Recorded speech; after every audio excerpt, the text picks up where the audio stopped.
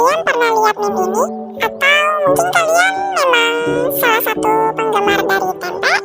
Kalau iya, otomatis kalian tahu dong kalau tempe itu makanan yang sangat enak dan tinggi akan protein. Lalu kalian pernah berpikir nggak sih seperti apa itu protein dan bagaimana cara pencernaannya pada tubuh manusia? Kalau kalian penasaran, maka simak video ini ya, karena kelompok kami akan membahas tentang protein dan pencernaan protein pada tubuh manusia. Let's check it out! Body hypnotic, go body, rock your body hypnotic, go pop pop pop pop pop, go pop pop pop pop, go pop pop pop pop pop, go pop pop pop pop. Jadi protein itu apa sih? Apaan tuh? Jadi protein berasal dari kata protos atau proteos yang berarti utama. Protein merupakan polimer dari asam amino, di mana asam amino satu dengan asam amino lain dihubungkan dengan suatu ikatan yang disebut sebagai ikatan peptida. Protein mempunyai banyak ikatan peptida sehingga protein sering disebut pula sebagai polipeptida. Pada dasarnya, protein tersusun atas unsur karbon C, hidrogen H, oksigen O, nitrogen N, dan kadang-kadang mengandung belerang S atau fosfor P. Unsur-unsur ini tersusun dalam struktur dasar penyusun protein. Oh my god! Selanjutnya, protein mempunyai sifat yaitu sifat koloid. Protein mempunyai bobot molekul yang cukup besar. Karenanya, di dalam air protein membentuk sistem koloid dan mempunyai sifat-sifat seperti sistem koloid pada umumnya. Yang kedua, sifat asam basa. Dalam larutan, ionisasi gugus air menentukan sifat protein. Dengan adanya gugus-gugus air yang bersifat asam atau basa, protein dalam larutan bersifat amfoter. Selanjutnya yaitu fungsi protein. Berikut adalah fungsi-fungsi protein.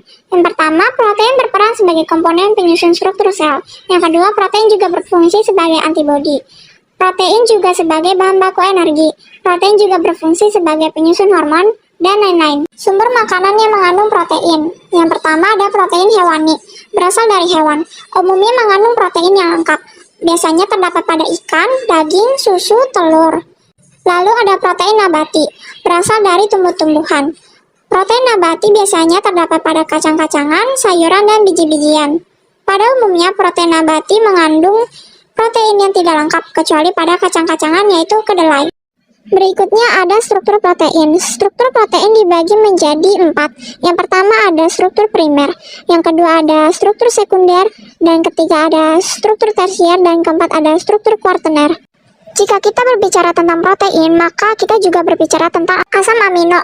Jadi kelompok kami sedikit mereview kembali dari materi biokimia semester 2. Pada slide ini kita akan membahas tentang asam amino. Asam amino tersusun dari unsur karbon C, hidrogen H, oksigen O, nitrogen N, dan sebagian asam amino dengan unsur sulfur S. Asam amino memiliki gugus amino NH2 atau dalam bentuk NH3+ dan gugus karboksil COOH atau dalam bentuk COO. Dan di sampingnya merupakan contoh gambar dari struktur asam amino. Lalu selanjutnya kita akan membahas yaitu jenis asam amino berdasarkan rantai samping dan berdasarkan biosintesis. Yang penting hayu meluncur gitu.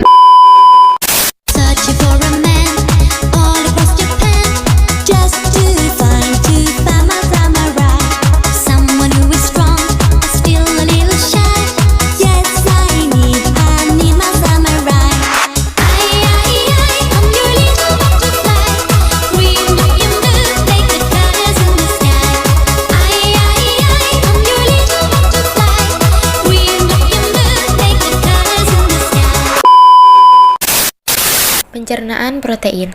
Proses pencernaan protein ini ada 4. Yang pertama, makanan yang mengandung protein masuk ke dalam mulut.